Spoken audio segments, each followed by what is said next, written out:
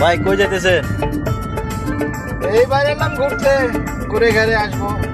আচ্ছা। একটু মনটা হালকা পাতলা হবে, বন্ধু বান্ধব আছে, কিছু দেখা সাক্ষাৎ করবো, ঘুরে ফিরে আসবো, বাস।